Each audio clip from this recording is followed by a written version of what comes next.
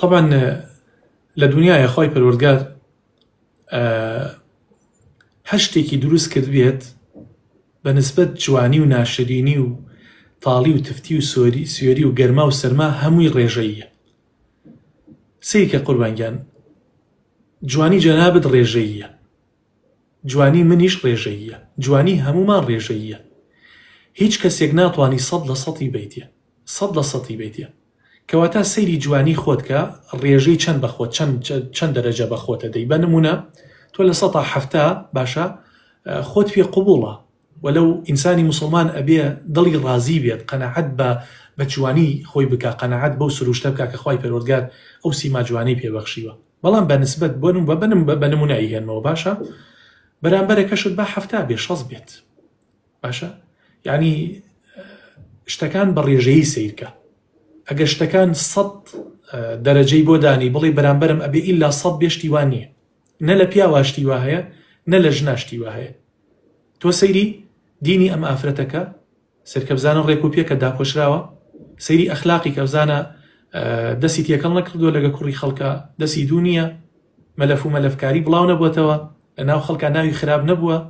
ئەنجاکە سەیری بنەماڵەکەی کە خانەوادەی ئەو کچە چی خانەوادەیەکە، براکانی چۆنن، کچەکە خوشکەکانی چۆنن.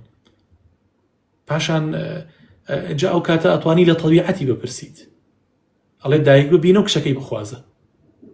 ئیتر وردە وردەیت پێویست ناکە قەلەق بیت، مادام جوانی ئەم ئافرەتەت بەدڵە لە ڕەوشت و لە ئەخلاقا هەڵسوکەوت و ئەتەکێت و مامەڵەی جوانە، تەوەکەل عەلە الله قوربانگیان.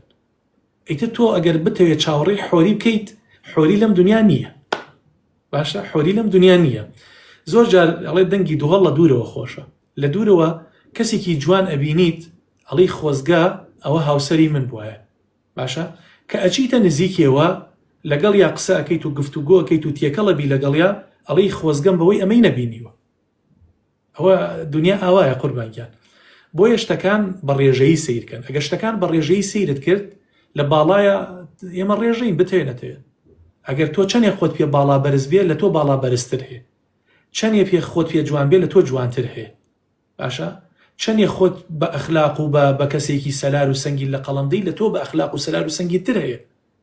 کەواتە سەیری ئەو شتانەکە کەوا بۆ زەواج پێویستە، ئەخلاقە، دینە، مامەڵەی جوانە، نەرمونیانی ئەو ئافرەتەیە باشە، میهرەبانیەتی، ڕێکوپێکی خانەوادی ئەو ئافرەتەیە. تەواوی تر تەوەکەل عەلە الله قوربانگیان. هیچمان بەتەمای ئەوە نین حۆری بێنین، چونکە ئەم دنیایە جێگەی حۆریتیان نابێتەوە.